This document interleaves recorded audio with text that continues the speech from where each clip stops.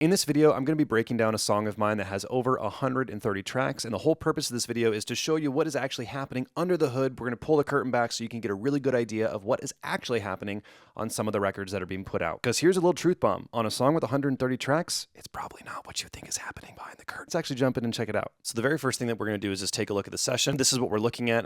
Obviously, there's a lot going on, a lot of tracks. You can see the track count down here. It says 136. It's less than that because some of these are including the summing track stacks. So I'm not really counting those as tracks, really, because those are more like effects tracks. But it's a lot of tracks. And what I want to do is just show you what's going on first, so then you kind of understand what we're looking at. And hopefully this will kind of give you a better understanding of, oh, wow, okay, I'm seeing kind of the percentage of how many instruments take up this many tracks. And this is just one example. I have songs that have way fewer of some instruments and way more of other instruments, and we'll kind of talk about that. So the very first thing is all of these kind of pinkish color tracks are vocals. We have a lot of vocals. So right here, these are kind of all the verse vocals. Here are all of more of the chorus vocals. We have the bridge vocal down here. So this is all separate because the processing is different. The way that she's singing is different. The gain is different. And I split all this up. And as you can see, we have lots and lots of vocal layers. We'll take a look at those in a minute. Next, we have our keys, which as you can see here, we only have 2 different instruments of keyboard instruments. There's actually very few keys in this track. And then over here, we have all of these, what I call the bridge orchestra. And that's because in the bridge, we have a little bit more of an orchestral moment. And then we have guitars, just 2 tracks of guitars, panned left and right. They're doing the same thing. And then we have this chorus candy. We'll really take a look at this in a second. And then the string attack, these are all like these more aggressive strings. I have female choirs, big brass chords, all this stuff in here. This is all the bass elements that are happening. And then we have drums. All of this is drums. And then all of this down here are risers, big impacts, hits, lifters. I use a lot of this stuff. And friends, if you're not using lifters and you're not using risers and good transitions, no matter what genre you're doing, you're missing out. So it makes a huge difference. So with that said, let's go ahead and actually take a listen to what this sounds like. Let's actually take a listen to see, okay, how big does this actually sound? So what we're going to do is start with the final pre-chorus. You can't go down in history if you don't have an enemy.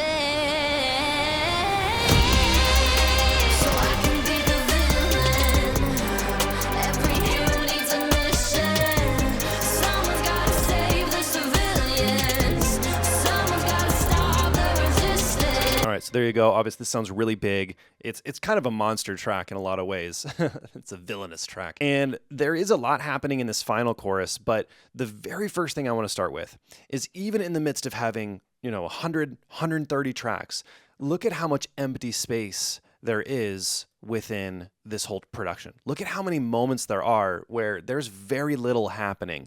And so the very first thing I want to stress is that if your perspective and your approach has been, I need to have 100 tracks and it's the track count that matters, that's not true. First of all, not true. The second thing is that even in the midst of having 100, 120, 130, 200 tracks, if all of those are happening at the same time, it's probably going to sound like a mess. So you'll notice that I'm essentially being strategic about when things are happening in the first place to maximize what we have.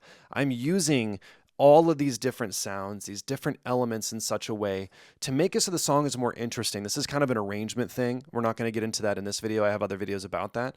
But let's just go to the very, very beginning here. The story's never told right, always shown from your eyes. And this is starting with literally this incredibly simple keyboard pattern.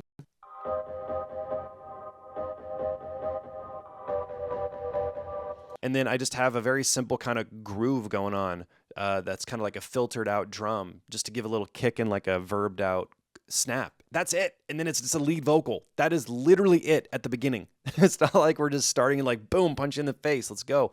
And so then as we look at this, let's kind of see when this starts developing. Let's actually mute out the vocals here. We'll just get rid of vocals and really focus on the instrumental. So for 8 bars, that's pretty much what we get. And then let's just kind of see how this develops.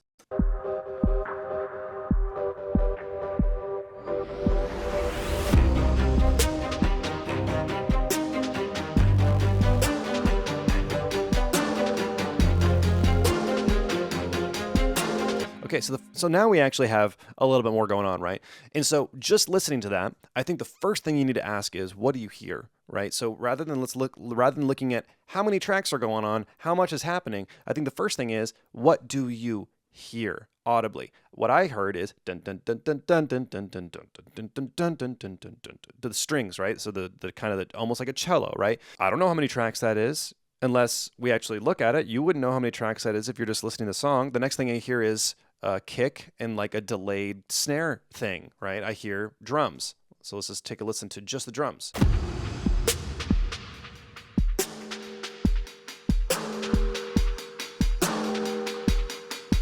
So the drums are obviously fading in, kind of getting bigger. But I hear kind of like a delayed, kind of almost panning back and forth drums on the snare, and then I hear kind of a dirty kick kind of come in, and that's it. That's all we're hearing. But yet instead we have 1, 2, 3, 4, 5 tracks with just that string part. But what does that actually sound like?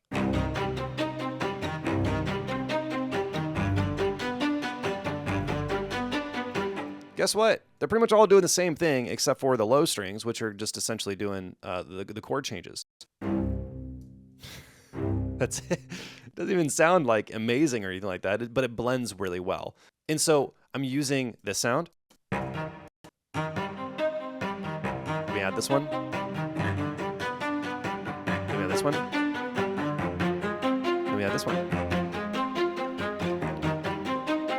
And each one is adding something subtle to the sound where, in the grand scheme of things, if I didn't have these other two, would it really change the game a whole lot? Not really, but it's a subtle thing. It's a subtle move. It's nuanced. And I like my strings having a little bit more sonic depth, sonic character. So I'm using different libraries for every single thing. So for example, this.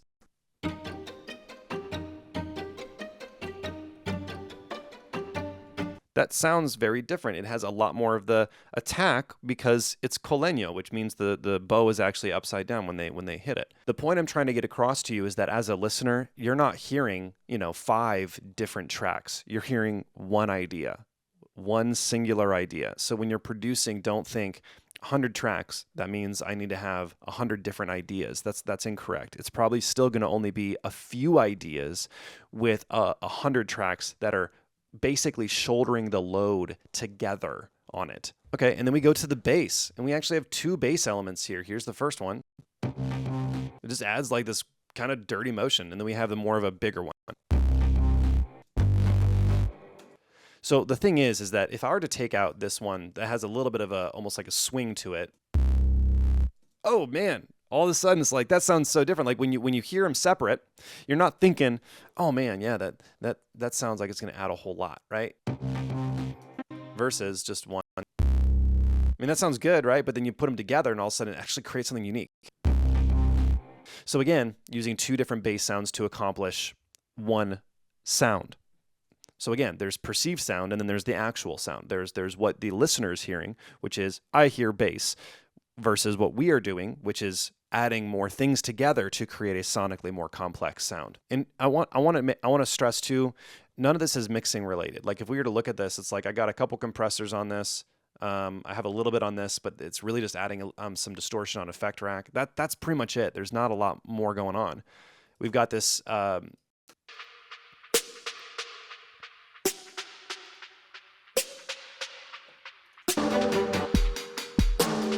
this is it. And that drum kit that you're hearing is from Circles Drums. Really good sounds. So let's actually just take a listen to the chorus, and we'll kind of dissect the chorus, because when you probably listen to the chorus, you're probably thinking, wow, that sounds big. And as you're going to see here, it's like there's not actually a lot going on. So let's just go ahead and get into the chorus here.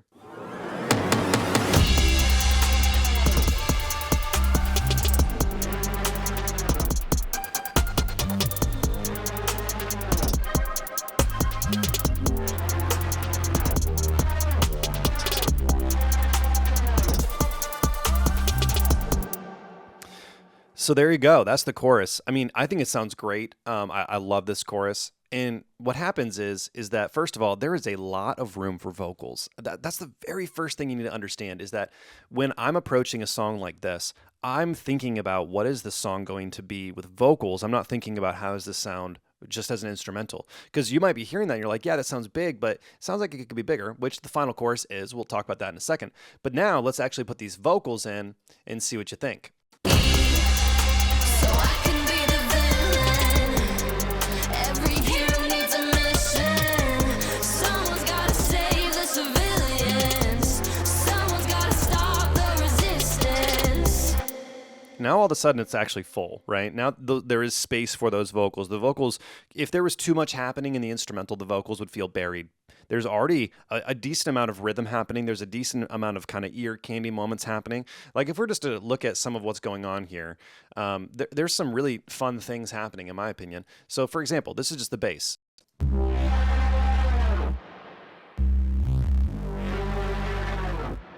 I'm not going to get into how I made this sound. This sound was actually very complicated to make. It sounds like a bass. It's actually strings that I just mangled the crap out of. That was fun. So that's it for the bass, okay? So let's leave the bass in, and then let's go ahead and add in some of the ear candy type things that we've got. I call it chorus candy.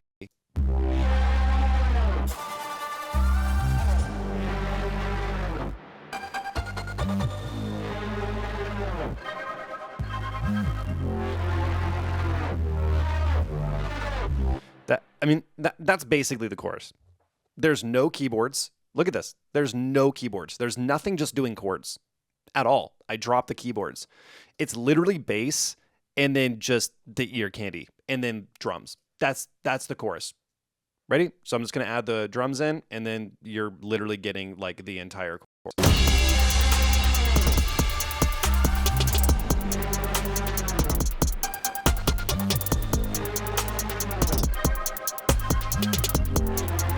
And that's it. That's the chorus right there. So how many tracks is that? I don't know what the actual track count is, but as you can see, there's a lot of empty space, empty space, empty space, empty space, empty space, right? There's not a lot actually happening. It's literally drums, bass, and then a couple little ear candy moments to just make it more interesting.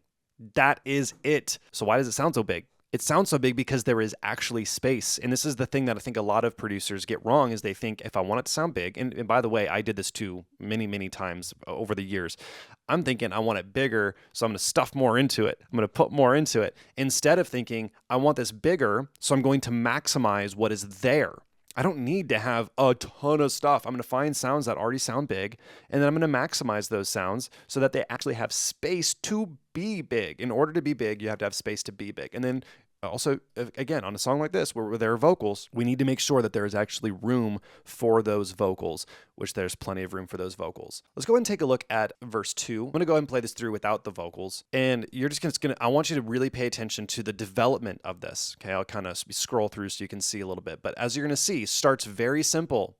So I try to make my songs very dynamic. I want them to have shape to them. I don't want it to be like loud, right? If you want a song that sounds big, it can't be loud all the time. If it's loud all the time, then guess what? Your listener is going to get fatigued. Instead, I want it to be big. Holy crap, that was huge. And then come right back down like this.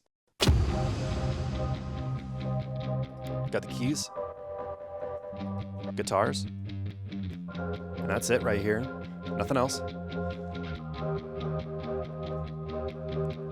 Okay, we're about to add some strings right here. Drums. Risers.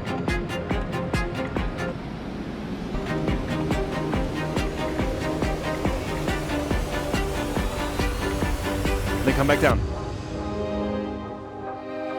Little strings. Drum fill. Okay, there's not a lot happening. Like, you know what I mean? It's back to that kind of strings thing that we did earlier.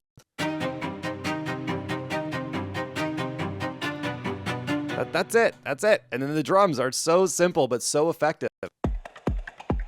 It's just topper stuff. With the kick, boom, boom. And again, this chorus is essentially the same. And then where we've made it a little bit different was in the chorus. We did a little bit of different stuff in the vocals, and what we did different was just a little bit in the vocals. That's pretty much it. And then finally, this bridge. This bridge is where things really change, and we go a little bit more on the orchestral vibe.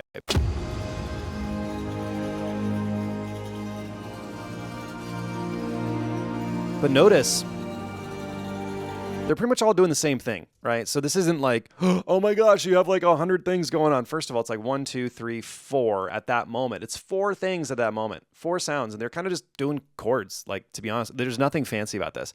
And then we add more, add a little bit of a melodic thing, and then we add some brass in there.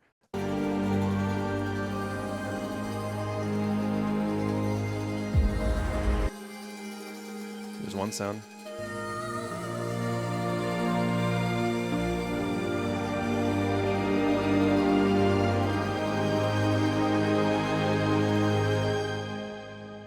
There you go. That's literally the bridge. And then this final chorus, the only thing that we did different in the final chorus was added strings and added some big brass and some choir, because it's awesome. So the only difference, I'm just going to play the instrumental on this, is I'm pulling from what we did in that chorus, with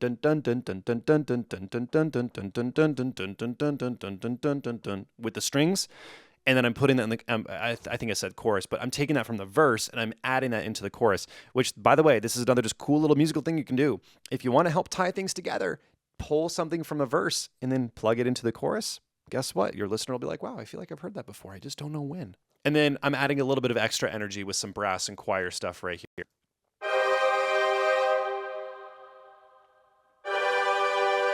Which, I mean, just playing that in isolation doesn't sound amazing, but in context, it sounds really cool. And so this is what the chorus sounds like at the end.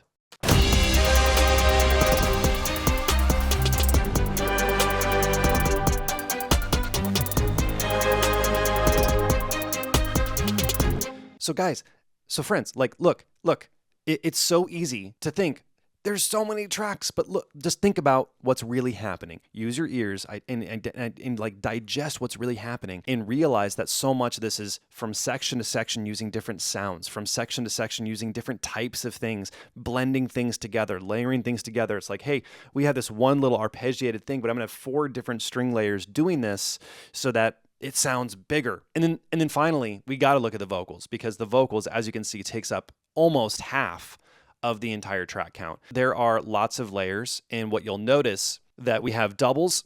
So we have a lead right here. We have doubles, okay? And we have more doubles. So we have 4 doubles. And then we have high octaves 4 times. We have harmonies. These harmonies are not happening all the time. They're only happening here on this particular one. And then we have another layer of harmonies happening here. Now we're doing 4 of these layers. In most of my songs, I would only do 2. On this song, we did 4 because it was calling for it. So this is where you just need to use your creativity. You need to ask, what is the song calling for? Do I need more? Do I need less? Try it out. Try it with just 2. Does that work? Or does it feel like it needs more? So this is just what the vocals sound like isolated. So I can be the villain. Every hero needs a mission. Someone's gotta save the civilians. Someone's gotta stop the resistance.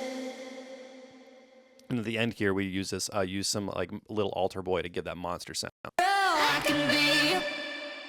There you go. And so it's really just get the lead vocal and then literally track the vocal 4 more times and then pan them really, really wide, so you get that very big sound. And you know, in the chorus, in the verses, you know, we've got. Every story needs a motive. Someone you can add to your blacklist. Imagine if this was, let's play the context here. Let's just. Every story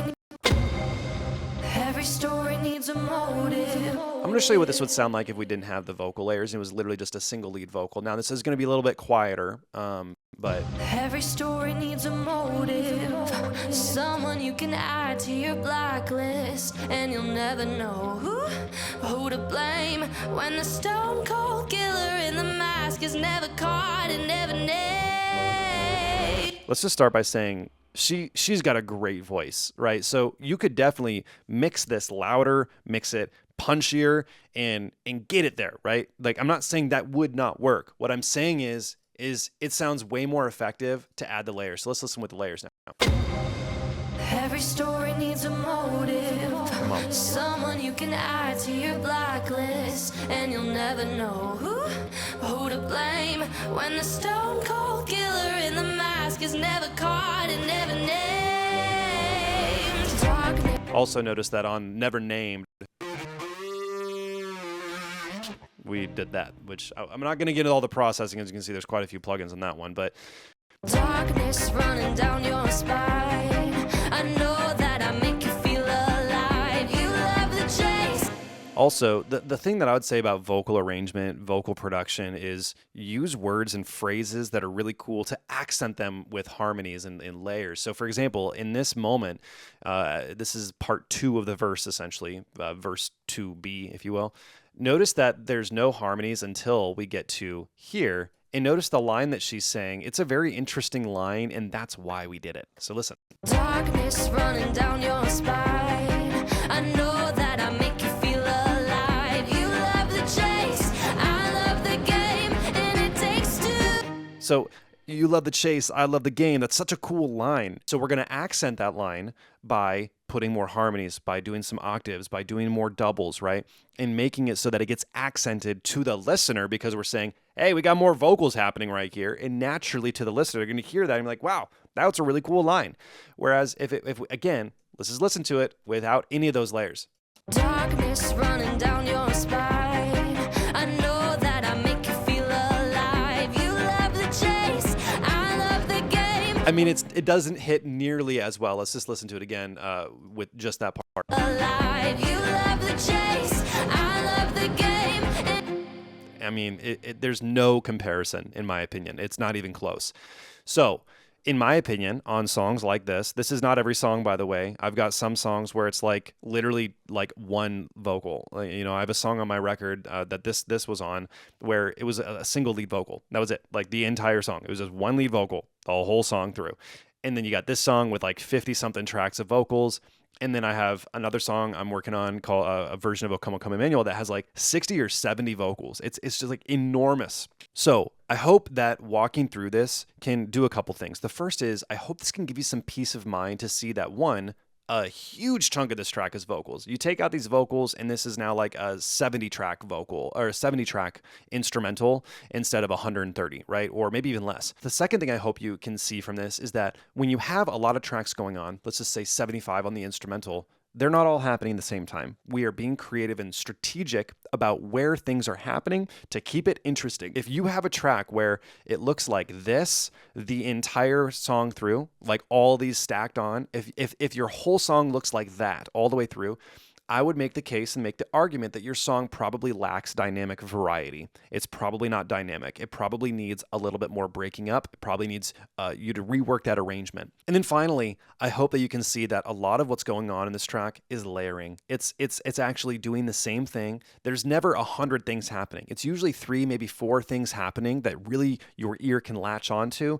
But those 3 or 4 things are being done by a combination of instruments all doing those things to help draw attention to it or make it sonically a little bit better sounding. Hopefully pulling the curtain back like this has been very helpful to you. If so, I would love it if you'd subscribe to the channel, follow for more. We have a ton more videos.